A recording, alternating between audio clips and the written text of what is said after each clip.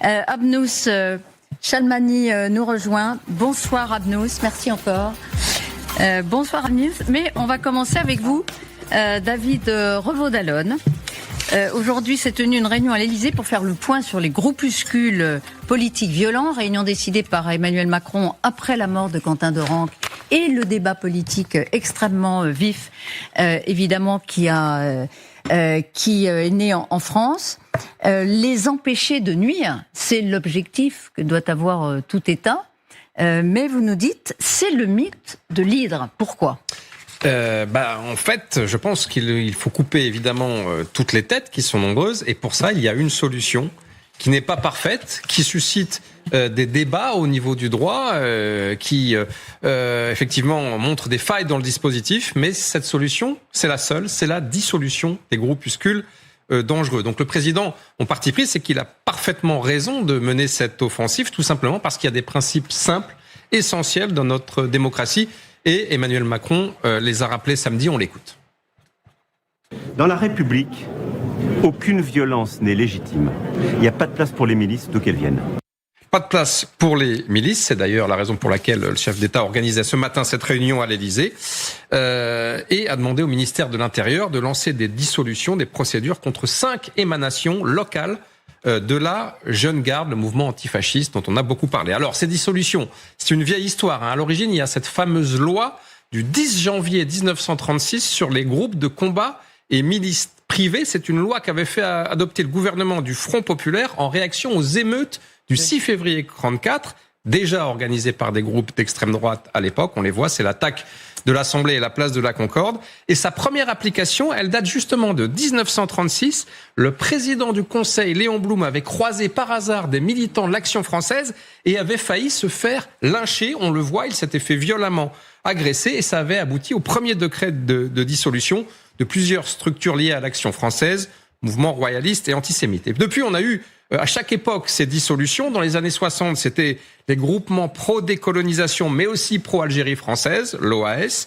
Après mai 68, de nombreux groupuscules d'extrême gauche, mais aussi le mouvement néofasciste Occident. Et d'ailleurs, à l'époque, on s'affrontait déjà entre gauchistes et néofascistes. Également des organisations séparatistes, notamment corse.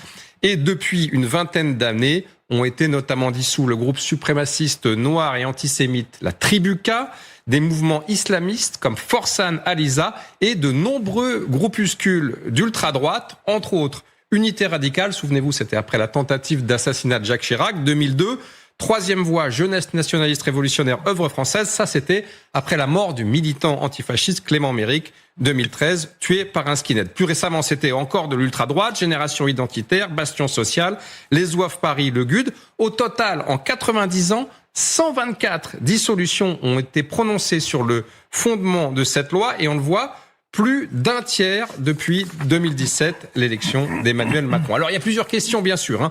Est-ce que cette arme de dissolution massive est justifiée et légitime au niveau du droit ? Dès l'origine, il y a eu un débat juridique parce que cette loi, il faut le dire, elle a été abrogée, mais reprise dans le Code de sécurité intérieure, c'est pour ça qu'elle s'applique. Elle constitue un régime exceptionnel de police administrative et non judiciaire, donc ça peut être considéré comme attentatoire aux libertés. Je le rappelle, c'est un décret pris par le président de la République en Conseil des ministres, mais il peut être contesté dans l'histoire. Sur ces 124 dissolutions, 39 ont fait l'objet d'un recours, 29 ont été validés par le Conseil d'État et 10 annulés. Exemple récent, c'est le groupe écologiste radical Les Soulèvements de la Terre 2023 qui avait réussi à le faire annuler. Donc, sur le papier, ça fonctionne. Est-ce que ça marche vraiment ? Est-ce que c'est efficace dans la vie réelle ? C'est la vraie question. Je vois qu'Abnous est dubitative. Elle donnera son avis tout à l'heure. Parce que c'est vrai que ces groupuscules, ils se reconstituent souvent sous d'autres formes, sous d'autres noms, voire de façon souterraine. D'ailleurs, la Jeune Garde, exemple typique, elle a été dissoute depuis juin. Ça n'a pas empêché ses ex-membres de battre à mort Quentin Dorenc à Lyon. Et d'ailleurs, le gouvernement, parenthèse, a saisi la justice au sujet d'un autre délit, reconstitution de ligue Dissoute, c'est un délit puni de 7 ans d'emprisonnement, de 100 À 000... propos de la jeune garde, parce qu'elle opérait toujours. Elle opérait toujours. Sans revendiquer sa marque. Absolument, sans revendiquer sa marque, puisqu'elle était par définition dissoute. D'ailleurs, même si un recours était sujette à un recours qui était à l'origine appuyé, il faut le dire, par la France Insoumise et Jean-Luc Mélenchon. Mais point positif, c'est que ces dissolutions, elles permettent quand même en général de faire baisser la violence, le nombre d'actions violentes. Elles peuvent aussi parfois conduire certains militants à s'éloigner de ces mouvements radicaux. Et c'est aussi un message à ces activistes qui sont suivis de près par les services de renseignement en mode « l'État vous a à l'œil ». C'est quand même un sérieux argument en cette période où on s'inquiète d'une montée de ce genre d'affrontement. D'ailleurs, le président Macron a exprimé encore ce matin sa préoccupation à propos d'affrontements autour de la campagne des municipales, quand on voit ce qui s'est passé à Lyon. Donc même imparfaite, cette dissolution, elle constitue un outil utile contre la violence politique, les batailles rangées. Tous les coups sont permis, pardonnez-moi, pour défendre l'état de droit. Donc c'est un mythe, c'est une hydre, puisqu'on était parti de là. Ils renaissent sous d'autres formes, sous d'autres noms, mais si personne ne coupe c'était intéressant, ça fait baisser quand même le niveau de violence. Et si personne ne coupe les têtes, c'est mieux que rien. Abnous. Eh ben, de toute façon, généralement, je suis absolument contre toute forme d'interdiction. Moi, je suis vraiment, alors là, pour le coup, pour la liberté d'expression totale. Et à chaque fois, je ne suis pas d'accord parce qu'effectivement, quand on interroge les policiers, en l'occurrence à Lyon, qui suivent, parce que ça a toujours été Lyon, a toujours été un écosystème particulier, c'est qu'à chaque fois qu'on interdit, donc ils passent sous les radars. Forcément, puisqu'ils sont interdits, donc c'est plus difficile de les suivre. Et souvent, ça les valorise encore plus parce que ça leur donne une importance qu'ils n'avaient pas avant, en disant si on est interdit par l'État, c'est dire à quel point est-ce qu'on en impose. Et ça finit, et ils perdent certains militants, mais ils en récupèrent d'autres.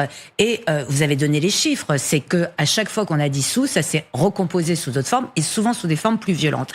Moi, c'est mon obsession, et c'est pareil c'est au moment où Twitter avait interdit, quand c'était encore Twitter, avait fermé des comptes, tous ces gens-là, parce que vous le vouliez ou non, à l'époque sur Twitter, vous aviez un complotiste qui venait dire n'importe quoi, vous en avez peut-être, je sais pas, 70% qui étaient d'accord avec lui, mais vous aviez 30% qui prenaient le risque d'aller s'opposer, pouvaient remuer quelque chose. Aujourd'hui, tous ces gens-là sont regroupés sur d'autres plateformes où il n'y a aucune contradiction, et à la fin, c'est un signe d'impuissance, et le fait qu'on perd contact avec des gens, on est incapable maintenant de les contredire. Alors, un pour un contre, vous arbitrez ?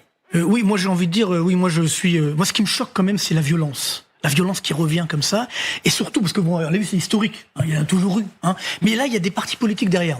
On connaît un, bien entendu, on va pas le nommer, mais c'est ça qui aujourd'hui est inquiétant. Ça a toujours existé. Donc, oui, mais là c'est quand même des partis qui ont des députés à l'Assemblée nationale. Je crois pas que il y avait des milices qui avaient des députés à l'Assemblée nationale. Ah oui, il y en avait quand même encore. Bon, bah alors. Et aujourd'hui, aux États-Unis, c'est le gouvernement américain qui a armé ICE, qui fait un boulot de milicien. Si on compare, quand même, c'est. Non, mais ce que je veux dire par là, c'est que le vrai danger, on est en France, on parle pas des États-Unis pour l'instant, mais moi ce qui m'inquiète quand même, c'est cette violence. On pensait que la politique française, justement, c'était assez policier, c'était préservé. En fait, pas du tout. Moi, c'est ça qui m'inquiète pour l'avenir de la France. Blum s'est fait tabasser quand même. On a vu les images, c'était violent, le tabassage de Blum. Ce qui vous inquiète aussi, Marc Toiti, et c'est votre parti pris, c'est la situation de notre agriculture. Le Salon de l'agriculture a ouvert samedi, et vous nous dites que cette agriculture française, elle plonge. Oui, c'est vrai que c'est extrêmement triste. Comme disait Georges Perec, je me souviens. C'est-à-dire, je me souviens du Salon de l'agriculture il y a une quinzaine d'années. C'était la fête. Il y avait tous les politiques allaient, etc. Il y avait une certaine joie. J'y suis allé, là, j'étais invité. C'était une tristesse incroyable. Je m'attendais pas. Alors, c'est qu'il y a pas les bovins. Peut-être c'est à cause de ça, je sais pas. On aime bien les vaches, on aime bien tapoter les vaches. Mais bon, au-delà de la blague, il y a quand même une situation extrêmement grave, extrêmement triste de l'agriculture française. Je vais vous donner un chiffre historique qu'on a vécu l'année dernière. C'est que pour la première fois dans l'histoire de France, depuis la Seconde Guerre mondiale, du moins depuis qu'on a des statistiques, on a eu un déficit commercial de l'agriculture.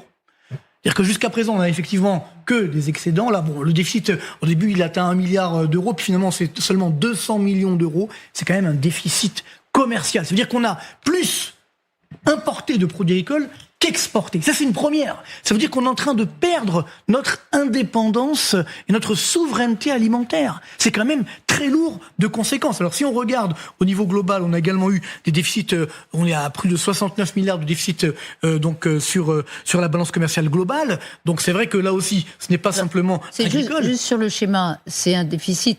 On est encore à 200 millions. On est passé de 6 milliards D'excédent, oui. D'excédent à 200 millions. Tout à fait. C'est en déficit, c'est pas sous la barre de zéro, c'est pour ça. Alors le graphique a été mal fait. D'accord. Non, il y a une petite erreur. C'est bien de le souligner. Il y a effectivement une erreur. C'est 200 millions de déficit. Bon, c'est pas grave. On ne dira pas. Non, mais. Mais c'est pas grave. Le graphique est bon. Je peux vous le montrer à l'antenne. Voilà le vrai graphique initial.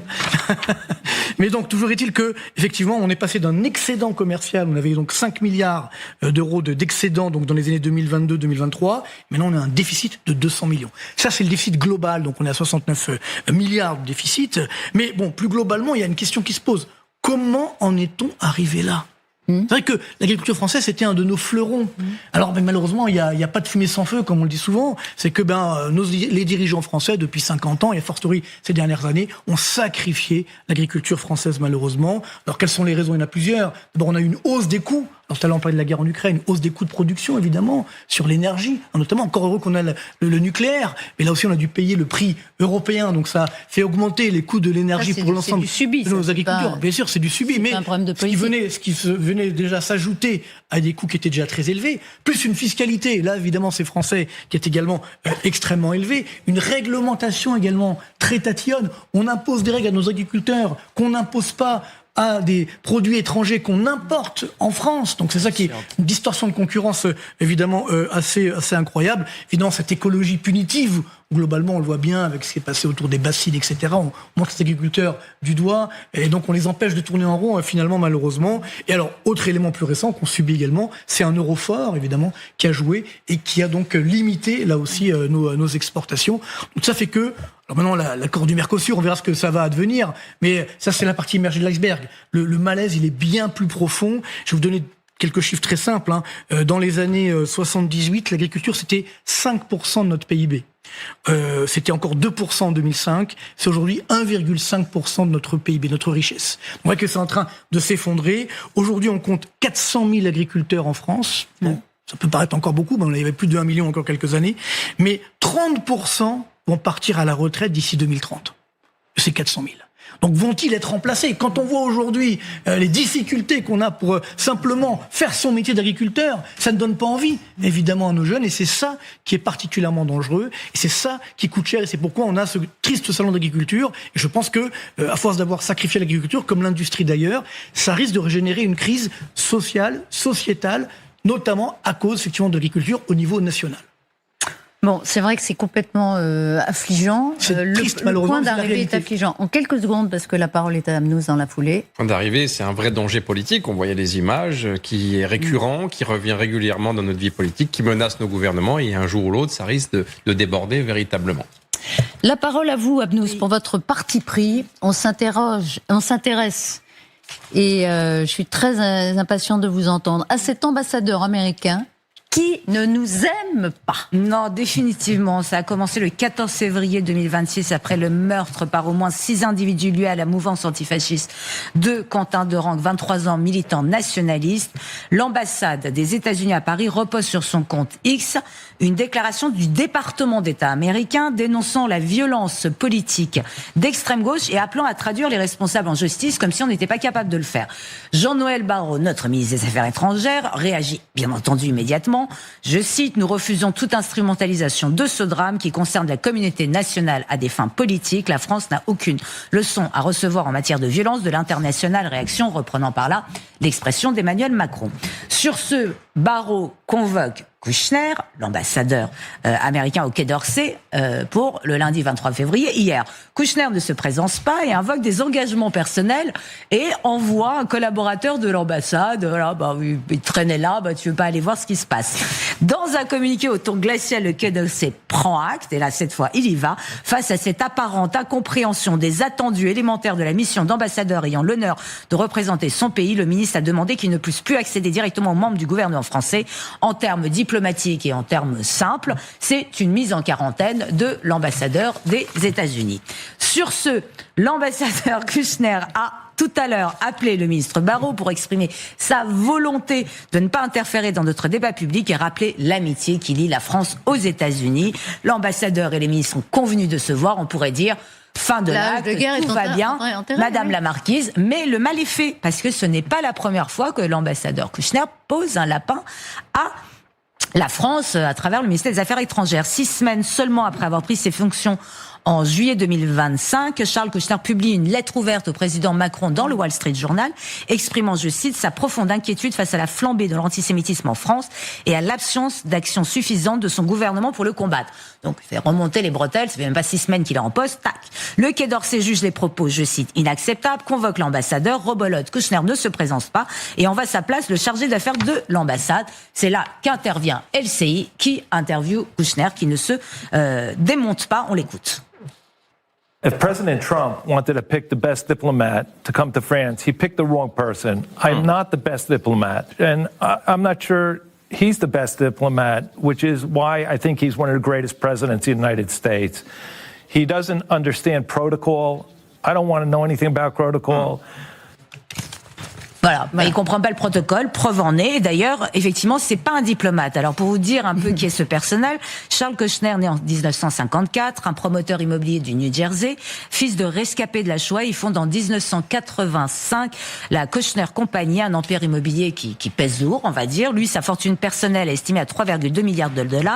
En 2005, il plaide coupable de 18 chefs d'accusation, évasion fiscale, contribution électorale illégale et le plus spectaculaire, subordination des témoins. L'affaire est digne d'un roman de gare, apprenant que son beau-frère coopère avec le FBI. Kouchner engage une prostituée pour séduire son beau-frère dans un motel du New Jersey, le fait filmer et envoie la vidéo et les photos à sa sœur, donc la femme du beau-frère traître. Donc il est en plus condamné pour subordination de témoins. Il est condamné à 2 ans de prison, totalement, à 2 ans de prison. Il en purge 14 mois et le 23 décembre 2020, Donald Trump lui accorde une grâce présidentielle complète et inconditionnelle. Je ne vous l'ai pas encore dit, mais vous l'avez compris, parce que Charles Kouchner n'est autre que le père de Jared Kushner, le mari de la fille préférée de Donald Trump, Ivanka Trump. L'attitude de Kouchner raconte surtout ce que Trump pense de la France et particulièrement de Emmanuel Macron. Depuis 2025, Washington, c'est compliqué. Macron, c'est le lame duck, le canard boiteux, un président qui ne peut pas se représenter, un président qui n'a pas de majorité parlementaire et dont l'influence internationale décline chaque jour. En janvier 2026, d'ailleurs, Donald Trump, pour le dire familièrement, il se fout de notre président. On l'écoute et on le regarde. Emmanuel said to me, Donald, you have a deal. I would love to increase my prescription drug prices by 200% or whatever. I would love to do it. It'd be such an honor. Whatever you want, Donald, please. Don't tell the population. Please, Donald. Voilà, il n'y a plus de diplomatie, le mépris est total, assumé et public. D'ailleurs, le président Macron représente tout ce qu'il déteste, le multilatéralisme, la vieille Europe et la leçon de morale permanente.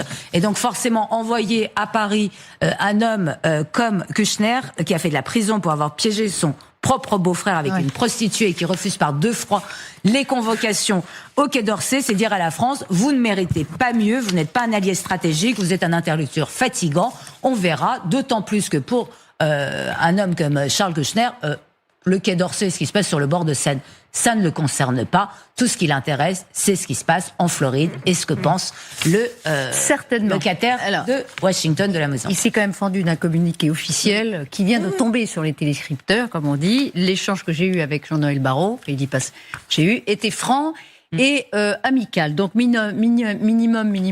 Dans 3 mois, ça recommence. Il y aura un nouvel... Voilà, c'est ce que vous nous dites, avec ce profil quand même très particulier de l'ambassadeur américain en France. Merci Abnous, merci David, merci Marc, merci de nous avoir suivis dans 24 heures.